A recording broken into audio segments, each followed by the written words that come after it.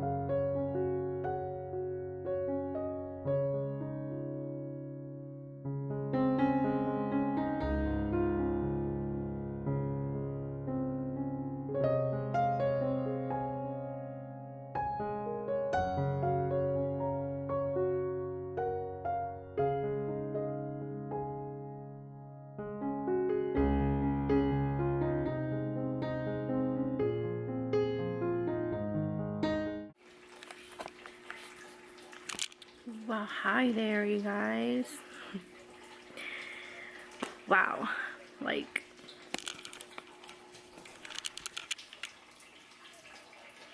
it's been one hell of a year, why don't you say? Well, welcome back to my channel. I know it took like forever for me to like do a video because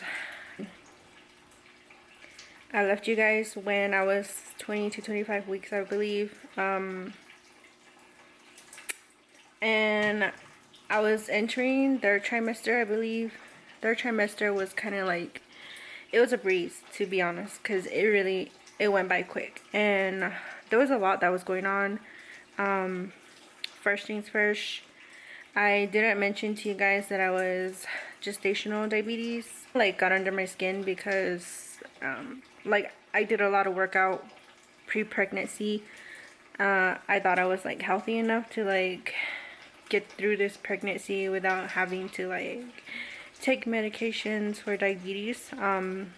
So, yeah, I got tested for that. They gave me metformin, and that's a diabetic pill. I had to poke my finger with the meter stick to check my sugars and all, and it was mostly like carbs and stuff that kind of got my, you know, sugars high.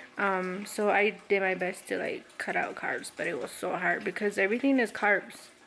And with your doctor, like, she told me, like, you have to gain weight. You have to, you know, be at a certain weight during pregnancy. Because when I was pregnant, as you guys know, that my weight was dropping.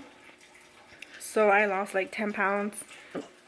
Like, when the days got closer for me to go into labor, I did gain that weight back. So my doctors were like pretty happy. Josh wasn't able to like go to ultrasounds with me because of this whole pandemic. Like, they were only limiting the mom only in, so it was hard. I had to like record videos for him, and I would have the doctor explain during the appointments like what she's telling me and stuff and how the baby's growing. So she didn't mind. I just didn't want to record it and share it to you guys. It was only for him. So anyway, he was able to like come into the labor room with me. Well, into the OB station. So they set me up and everything. They called the doctor, and then he came and checked. He said we were ready to go. I guess that's how labor goes. Like, you really don't know what's going on. But they did give me, I think it was mesalinian, something like that. I know it was something like that, but the nurses there, oh my gosh, they took good care of us. They prep talk for us. They even advocate for us. One of the nurses, Rufina, she was really good at knowing like how to go about these medications and what they're gonna do.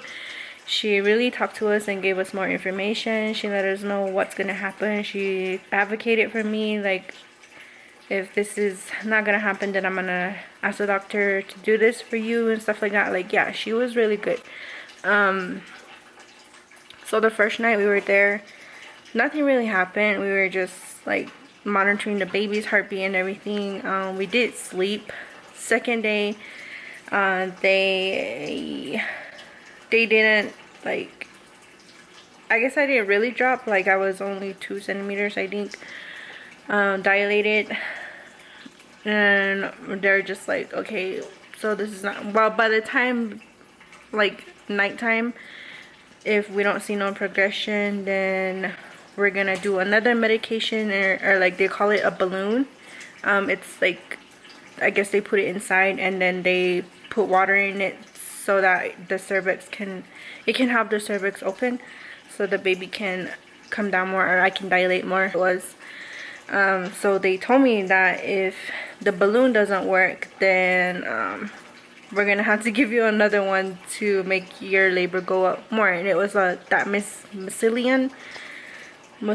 I don't know, it's a M word. I totally forgot how to pronounce it, but it's a pill that I put under my tongue and I leave it there for a while.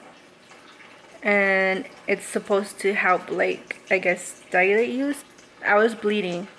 I don't know why blood started coming out.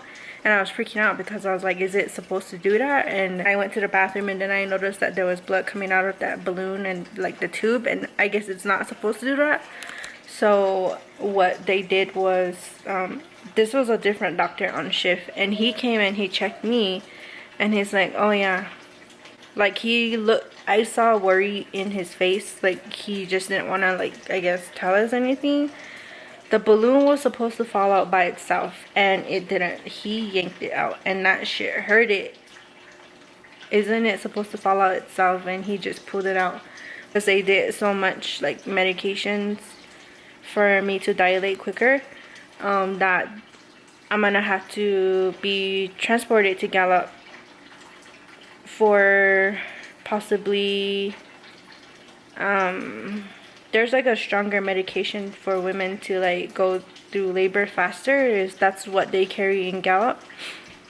And they were telling me that they don't really want me to take that because one of the nurses, she told me that when she had her labor like that, it was slow, that they had to transfer there and give her that pill.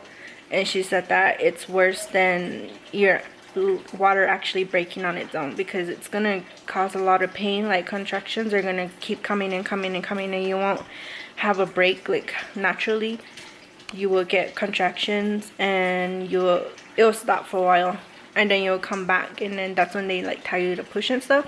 But she said that when you take that and gallop, like it's just gonna keep coming and coming, because the baby's gonna drop really fast. And I was like, oh my gosh, we might be transferred there if I'm not seeing any progression. At this point I'm like at 4 centimeters, and it was like 10 in the morning, I believe. You guys, I am so off on my days. Like I really don't know. I should have wrote all this down. You don't remember date and time, but you know what happened. Anyway, so 10 o'clock, I was walking around some more. I have a choice of C-section or taking that pill. So I was, when they walked out, I just started crying. I was like, I can't do this anymore. Like honestly, it wasn't even over her due date. We were early from her due date. So yeah, they were like, to me it felt like I was rushed to have the baby. That evening, me and him, we kind of just sat together and we talked.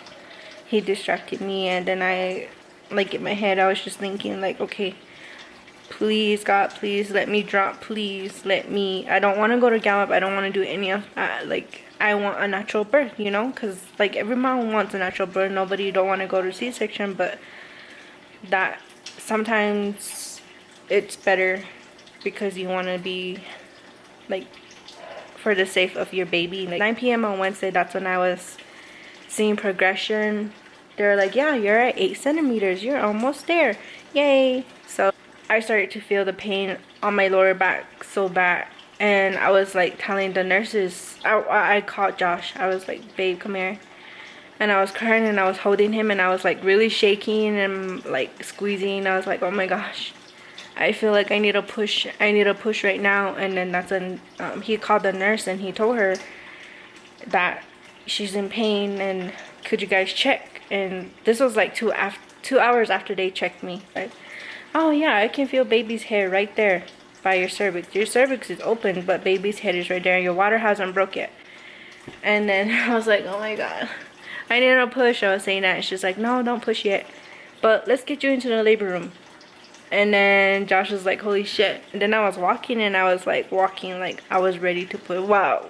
I think I stopped because I had a contraction, and I was like moving back and forth with him, and they were telling me to lean on him. I got on the bed, and then that's when the nurse or the doctor asked me if I wanted my water to break naturally, or if I wanted her to break my water. So I was like just impatient and in pain, so I was like, just break it. So they broke my water, and oh my gosh, you guys, I swear, if you ever had your water break, or yeah, by the doctor, then you know what kind of pain I'm talking about. Like instant contraction pain. I was like, oh my god, I almost cried. I was like, I almost yelled too, but the nurse is all like, no, don't do that, don't do that, I'm gonna scare the baby. So I was like, oh. Like yeah, they were, from there I suddenly asked them like, can I start pushing? And they said yeah. So I was pushing. Don't push off like consistently, wait until you have a contraction, and that's when you can push. So that's why like Josh got so good at reading the heartbeat monitors and the contraction monitor, because the nurse were explaining to him when I was in the labor room still, like this is how you read this sheet, like this is the heartbeat and here's the contraction. And then he was reading that, so he was looking over at the machine, and he was telling me, babe, you're having a contraction. And I couldn't feel nothing, you guys. Like I was out of it. Like my whole body just numbed, and I didn't know, like mentally I wasn't there. And then the nurses were telling me like, don't yell even though I wanted to, don't cry even though I was trying not to, and breathe. Like they were saying that I did a good job. They said I did a good job because our delivery was actually like 30 minutes, and 2:30 a.m. in the morning, that's when I went into labor. And it felt like a long time, but I guess it was just that short time. And you know, they said I did a good job.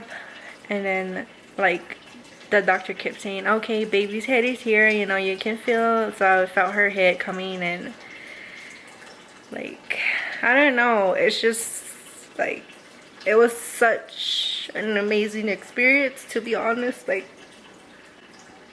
I didn't think that I would ever have this chance of being a mom and experiencing a natural birth.